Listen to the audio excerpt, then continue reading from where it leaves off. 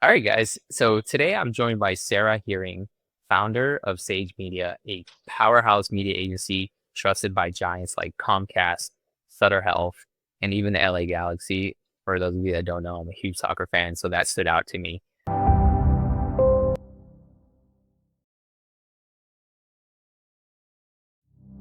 With 20 years in the game, Sarah's journey started as a receptionist turned media mogul. She bootstrapped Sage, grew a different venture-backed company, and now she's steering into the AI era. Sarah, welcome to the show. Thank you so much for having me, Chris. No problem. Thanks for coming on. Jumping straight into things, tell us a little bit about where you're at today currently and the pivot that you're looking to make inside of your agency. Awesome. Well, I am so excited about where we are right now from a technology perspective. I feel like I am 20 years old again, getting into the digital game. When I first started in advertising and marketing, digital was really the red stepchild of all agencies, if they had one. So I'm really excited to be here, really excited the evolution of marketing, advertising, and the agency space. Awesome. And I know you mentioned that last time we connected that you're pivoting a little bit to AI and that you're really excited to be like going in that direction. I'm curious for others that are listening, because I know this is a topic for almost every agency owner in the space. Why the pivot and how are you looking at leveraging AI? I feel like AI is a natural progression of where we need to go as agency owners, as business owners. Data has always been near and dear to my heart as a, marketer and media consumer facing consumer brand advocate. I really believe that, data has always been the nuggets of joy that lead us to the good places of where we need to be as a brand or any brands need to be. First and foremost, I really think that AI can really be leveraged in interesting ways for personalization, for, hyper targeting and really making customers feel like they are part of a community. I don't see AI replacing human beings, from this broad spectrum that I know everybody is terrified of. I really believe that strategy first really matters, human first really matters, and leveraging AI in an assisted way can really help all business units across brands and also, hyper targeting consumers in a way that they want to be, they want to be spoken to. So it's an interesting time. For sure. That arena is moving so fast. So, Sarah, I'm curious for other agency owners that are listening who want to break or want to get to that multi-seven, eight-figure mark. For you, and also in the other businesses that you've had success with, what has been like the one growth lever that you feel like has made the biggest difference for you? Well, I'll take you back to the roots of Sage Media. So when we were first starting, digital was really coming up in the world. It was when people were really starting their own agencies, starting their small agencies. When they got one client, they would become an agency. And then we know what happened. The dot-com boom happened. A lot of them went away and consolidated, which was really interesting. For us, we were growing at a pretty rapid pace and taking you back to 2005, 2006, 2007, and we really staffed up a lot of sales people. We were upside down from a sales perspective and really didn't see that the agency could grow in that direction to get to seven figures and more. And what we really did was we partnered with creative agencies that didn't have a media arm or media component. And what we offered them in return was a very clean dashboard. It sounds like, very archaic methodology, but it was kind of the golden handcuffs that brought them in and kept them in.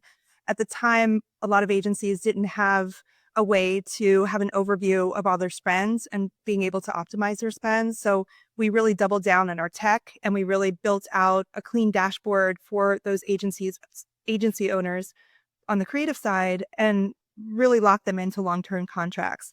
What I'm seeing now is a lot of brands have a breadth of omni-channel, distribution, and there's a lot of siloed information out there. So we are, beginning to think about how to pull in, all the data in a very real-time way, create predictive modeling that has existed for, 10, 15 years already, but really looking at that from a unified perspective and helping, multiple business units communicate with each other in one dashboard. So I'm excited about that. We have a lot more CPG brands, consumer packaging brands that have, retail and Amazon and, their direct to consumer and really bringing that all under one umbrella. So people can make, executives can make decisions faster, better, more informed, and then leverage a lot of the AI tools and technologies out there to real time create better distribution.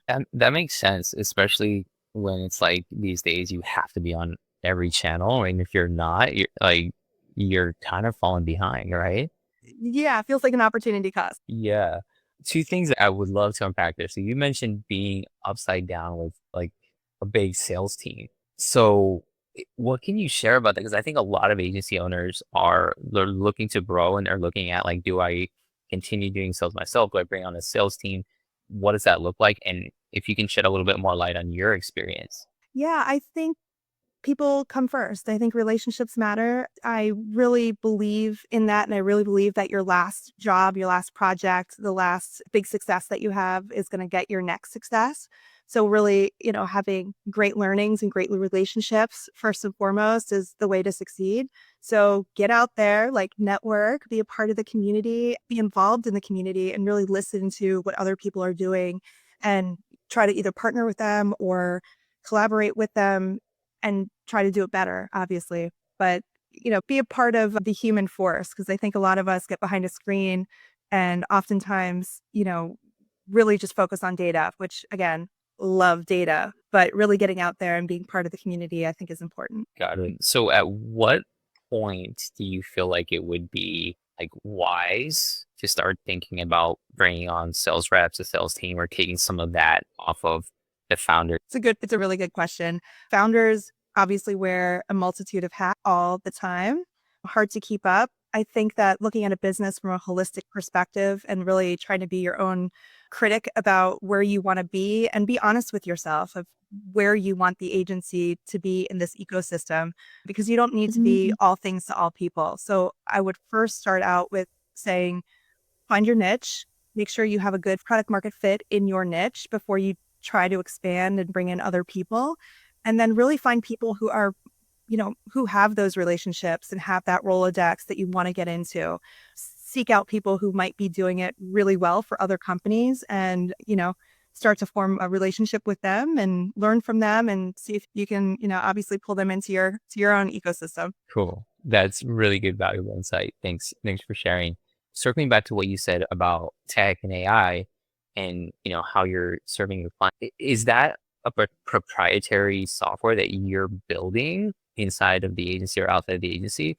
Or is that something that you're licensing or white labeling or yeah, can you share any details on that? Yeah, we've done a really good job at creating in the basic form sort of custom bots that allow us to, really streamline workflows for clients, consolidate a lot of data, and really start to value map where, from a benchmarking perspective, you know, clients should really put their money. So even though maybe you're seeing some initial data that's showing, great opportunities, you really want to look at it from a holistic perspective and a lifetime value perspective. So we're using a couple of different bots. One, we build out a custom bot to really start to look at the current assessment of the brand, where they currently are and where they want to go. So in the next 6 to 12 months, what that roadmap actually looks like.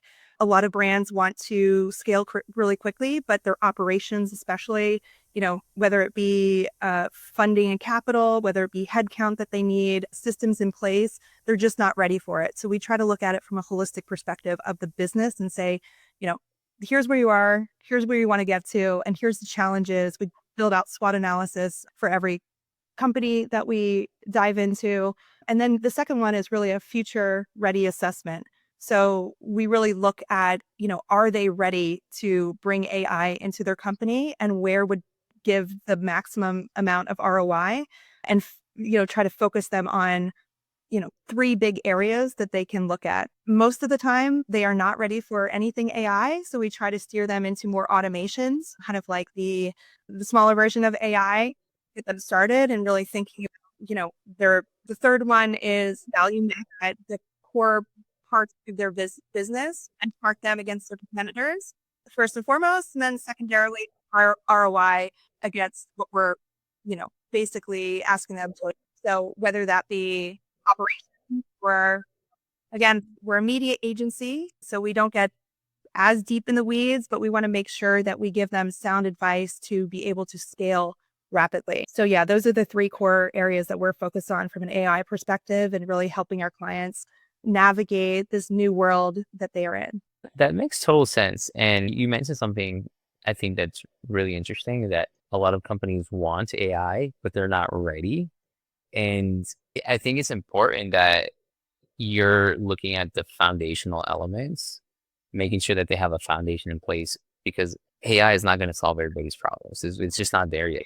Yeah, I get really excited about this because I'm excited about AI and I can see the potential. Also, you don't want to give a client a bad taste in their mouth with putting them in a position to fail.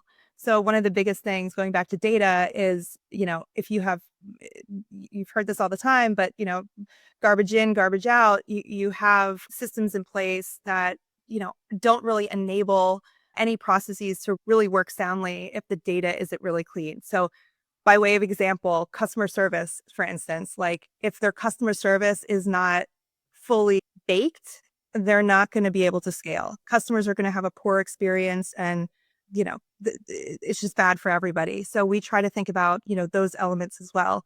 From a data perspective, I get clients all the time that are like, we have Fathom in place, we have, Auto in place, something where they can listen to customers and they want to just dump that into a database and try to, massage that garbage data. Same with customer records and personalization. Same with like a multitude of data where they really need to focus on cleaning that up first and making sure their source material is really clean.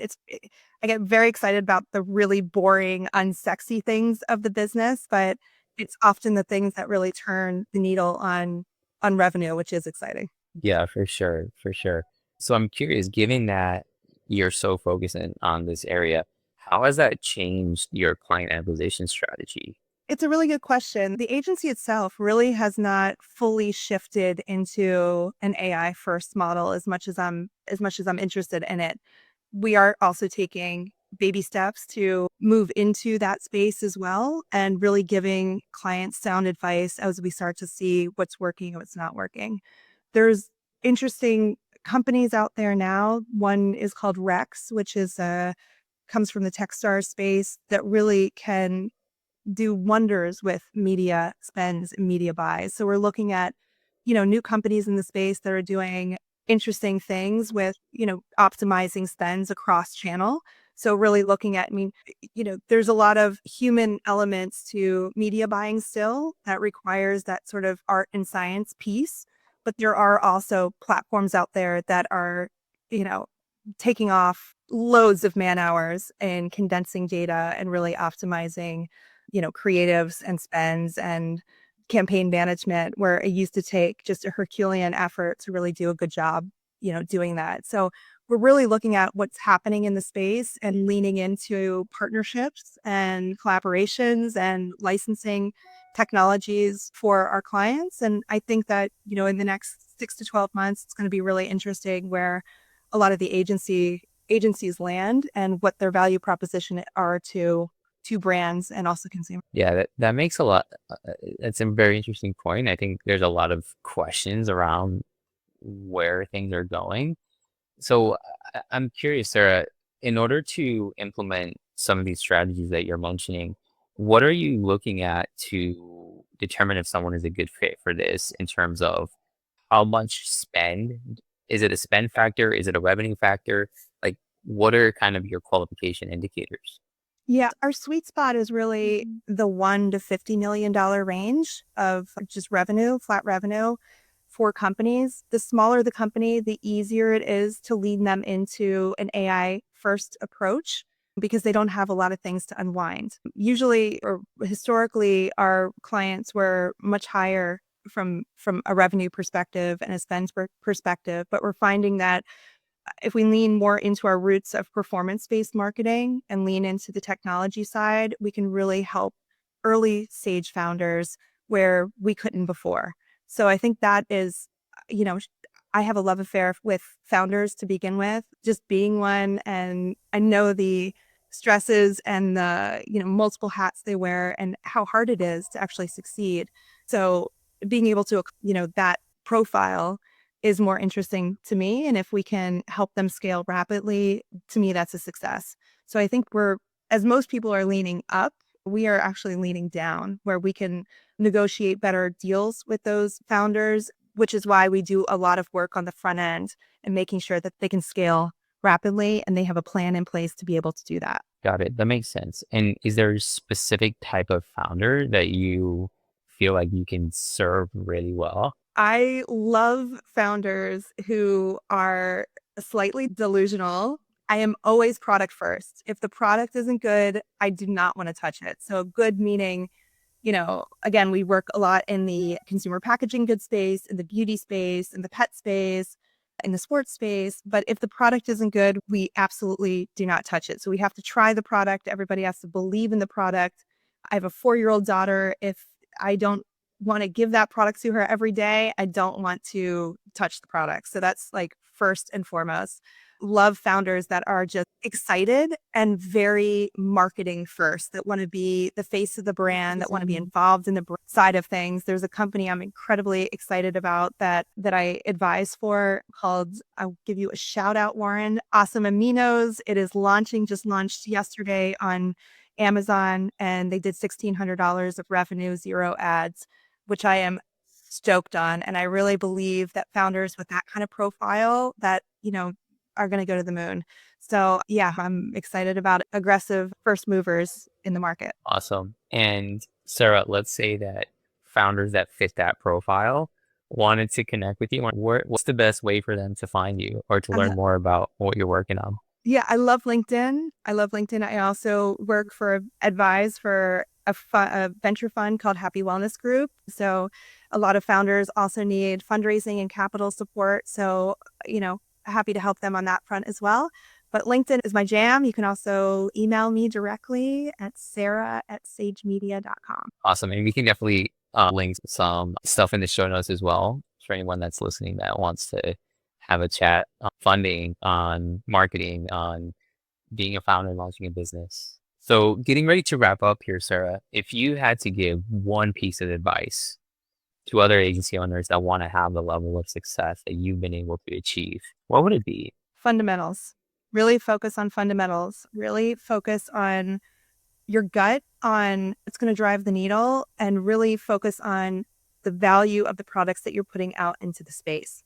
You don't need to take crappy products and try to dress them up. I think that there's a lot of really great products out there that aren't getting shine. So yeah, fundamentals of business, and really looking for founders that are hungry and interested in growth. Awesome.